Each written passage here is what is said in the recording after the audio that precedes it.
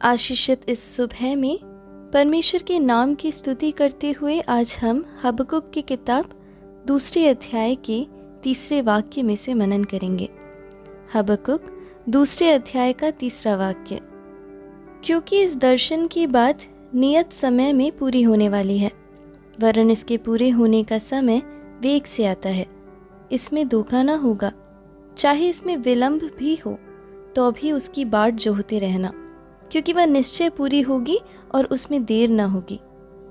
इस आशीषित वचन के आधार पर इंतज़ार करते रहें या बाट जोहते रहें विषय पर मनन करना चाहेंगे। आज हम में से कई लोग सोचते हैं कि इंतज़ार जैसा और कोई विषय नहीं है। यदि उन्हें किसी दूर जगह रेल या हवाई जहाज़ में जाना होता है तो उनमें से कई लोग बेफिजूल में घर में समय आने तक घूमते रहते हैं, और फिर जब समय गुजरने लगते हैं तो वे सब जल्दी करने का प्रयास करते हैं। ऐसे बहुत से लोगों को हम हर दिन देखते हैं। वे रेल चढ़ने के लिए देरी से पहुंचते हैं और फिर रेल छूटने पर उनका टिकट का पैसा भी बर्बाद हो जाता है। फिर शर्मिंदगी से घर को लौटते हुए अनेक यात्री को हम देखते हैं। इन दिनों में रात के समय जब मैं दवाई की दुकान जाने के लिए निकली और वहां पहुंचने पर मैंने यह दृश्य देखा कि उस दवाई की दुकान पर 3 कर्मचारी कार्य कर रहे थे और बाहर बिना पंक्ति के लोगों की भीड़ को देखा। वहां इस भीड़ में 3 प्रकार के लोगों का मैंने निरीक्षण किया। पहला झुंड ऐसा था, वे लोग बीच में से घुसकर दूसरों को ध्यान न देकर अपनी ज़रूरतें बताकर दवाइयाँ लेकर घर लौटते हैं। दूसरे झुंड के लोग ऐसे थे कि वे अपनी बारी आने का इंतज़ार करते हुए खड़े थे।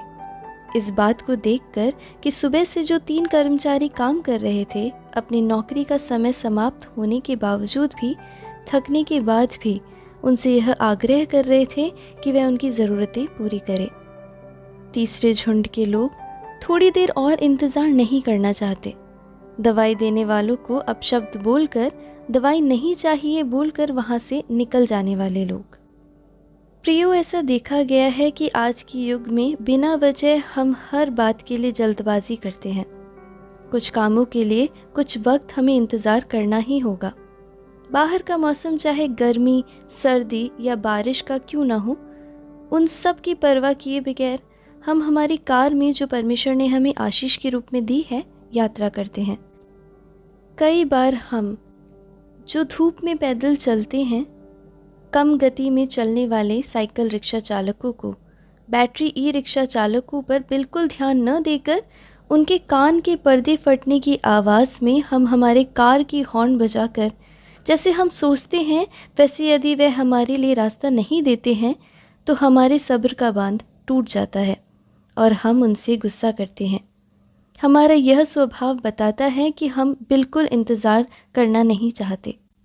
कई बार जो रास्ते में चलते हैं उन्हें ध्यान न देकर, उन पर दोष लगाकर, अपनी गाड़ी तेज़ भगाकर उनसे आगे निकलने की कोशिश करते हैं, और यह कई बार हम भूल जाते हैं कि हमें आगे जाकर ट्रैफिक लाल बत्ती के आगे खड़े रहना है।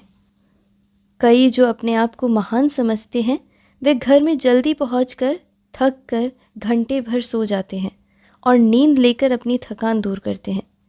कई बार जब हम बिना वजह जल्दबाजी करते हैं तो हमें अपने आप से यह पूछना है कि ये जल्दबाजी क्यों? क्या हम क्षमा से इंतज़ार नहीं कर सकते?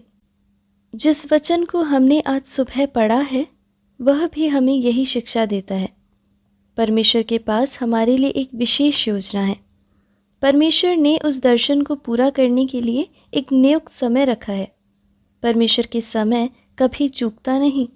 कई बार हमें लगता है कि इतना देर क्यों हो रहा है, लेकिन वो कभी भी देर नहीं करता।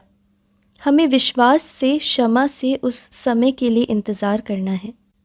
इसका अर्थ ये नहीं है कि हम आलसी होकर बिना काम करे कहीं बैठे रहे। सब प्रकार की घमंड और जल्दबाजी को दूर हटाकर क्षमा से काम करते हुए इंतज़ार करें। इन वचनों के द्वारा प्रभु आज की सुबह हमें आशीष दे। आइए हम अपनी आँखों को बंद करें और प्रार्थना में जाएं।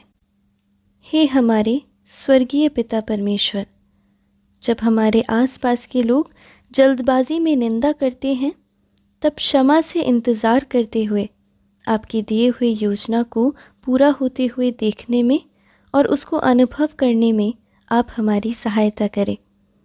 यीशु मसीह के नाम से मांगते हैं, आमीन। आप सबका दिन अनुग्रहित हो।